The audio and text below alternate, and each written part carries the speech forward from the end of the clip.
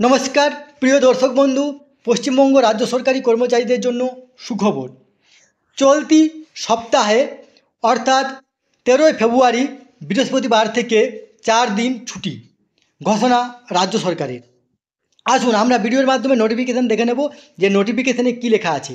তার আগে আপনারা অবশ্যই আমার চ্যানেলটি সাবস্ক্রাইব করে নেবেন এবং সবার আগে ভিডিও নোটিফিকেশান পাওয়ার জন্য সামনের যে বেল আইকন আছে সেখানে প্রেস করে নোটিফিকেশান অল করে রাখবেন এবং ভিডিও শেষে লাইক কমেন্ট শেয়ার করবেন। তাহলে আসুন দেখুন এখানে যে নোটিফিকেশানটা সেটা আপনার government of West Bengal finance department audit branch থেকে এটা বের হয়েছে। দেখুন এখানে যে 11/2/2025 অর্থাৎ আজকে নোটিফিকেশানটি জারি হয়েছে। দেখুন নোটিফিকেশানে কী লেখা আছে। লেখা আছে যে গত যে 22শে নভেম্বর 2024 তারিখে একটি নোটিফিকেশান জারি হয়েছিল। সেই নোটিফিকেশানে আপনার 14ই ফেব্রুয়ারি একটি ছুটি ঘোষণা হয়েছিল, যে ছুটিটি শবে বরাত ও ঠাকুর পঞ্চানন বর্মার জন্মদিন হিসেবে দেওয়া হয়েছিল।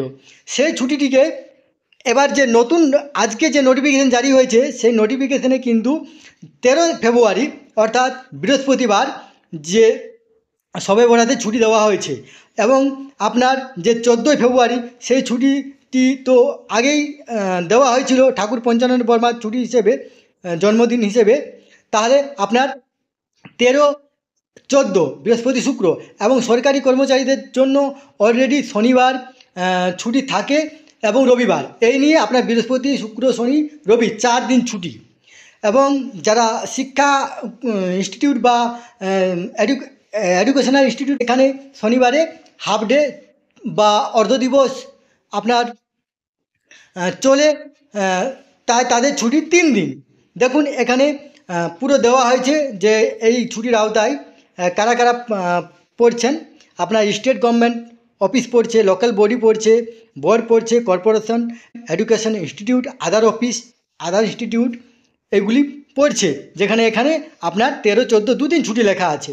এবং সরকারি কর্মচারীদের জন্য শনি রবি তো অলরেডি ছুটি, অর্থাৎ লাগাতার 4 দিন ছুটি এবং শিক্ষাকর্মী বা শিক্ষা প্রতিষ্ঠানে 3 দিন ছুটি।